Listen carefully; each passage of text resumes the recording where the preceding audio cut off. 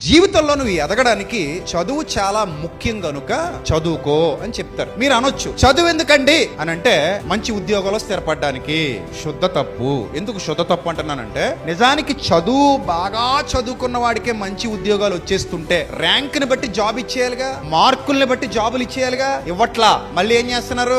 ఇంటర్వ్యూలు పెడుతున్నారు. ఇప్పుడు మార్కుల్ని బట్టి జాబులు ఇచ్చేస్తే మళ్ళీ ఇంటర్వ్యూలు, స్పెషల్ ఎగ్జామ్లు ఎందుకు పెడుతున్నారు అంటే, సరుకు ఏముందో తెలుసుకోవడానికి ఇంటర్వ్యూ పెడుతున్నారు. సరుకు ఉంటేనే తీసుకుంటారు, సరుకు లేకపోతే తీసుకోరు. అంటే ఇప్పుడు చదువుకున్న వాళ్ళు మాత్రమే గొప్పోళ్ళు అవుతున్నారా? చదువు లేని వాళ్ళు గొప్పోళ్ళు కావట్లేదా అంటే, చాలా సబ్జెక్టులో సచిన్ టెండూల్కర్ ఫెయిల్ అయిపోయాడు. ఒక సాఫ్ట్వేర్ ఇంజనీరు, ఒక హార్డ్వేర్ ఇంజనీరు తన జీవిత కాలంలో సంపాదించిన దానికంటే కూడా 1000 times ఎక్కువ సంపాదించి పడేశాడు. అంటే మరి చదువేనా డబ్బు తెచ్చి పెడుతోంది? చదువేనా మంచి జీతాన్ని తెచ్చి పెడుతోంది? కాదు. చదువు కేవలం నీకేది అవసరమో అది నేర్చుకోవటానికి ఉపయోగపడుతుంది. ఆ తర్వాత నువ్వు డిసైడ్ చేసుకుంటావు జీవితాన్ని.